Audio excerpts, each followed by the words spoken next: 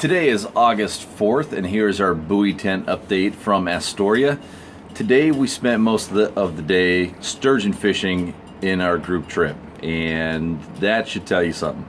Salmon fishing was definitely slow today. However, there were a handful of guides who landed on a pot of fish and had several opportunities, but for the most part, the fleet averaged maybe 1 or 2 bites per boat. It was really tough out there for us. However, the tides are beginning to get softer, and that should bring in more and more fish. We're having some pretty tough tides right now with the big outgoing of the day being in the morning all the way until about noon, 1 o'clock, until that tide starts to flush in. Most of the fish have been caught near the top of the tide, and today it was really windy in the afternoon, making that afternoon high slack very difficult to fish, so not many fish caught here today.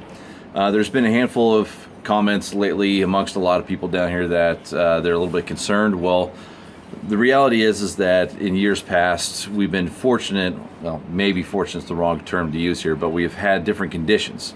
Overall, the fishery down here never really started until the middle of the month.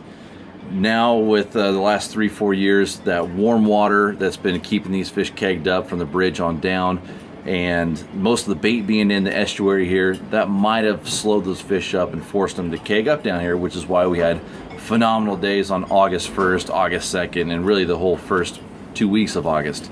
This year, not the case. We're starting to see high 60s, which still sounds warm, but really isn't that really hot 72, 74 degree water that we saw last year.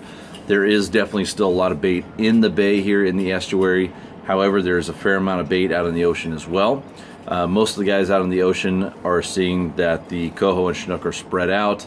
Sounds like there's a few more chinook being caught up near Westport, so hopefully they're on their way down. The coho bite out there, see our buoy sometimes, buoy one sometimes. The guys are having to search to find that pot of fish.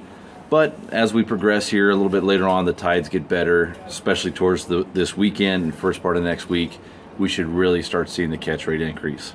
Now, if we get to the 13th, 14th, and we're all still shaking our heads, then we might be in trouble. But none of us are too concerned quite yet. It'll be any day here. The tides are getting softer, so hopefully that will happen here soon. But that is our buoy 10 update for today. Really not much to report because not much happened. All right, we'll talk to you guys tomorrow. Later.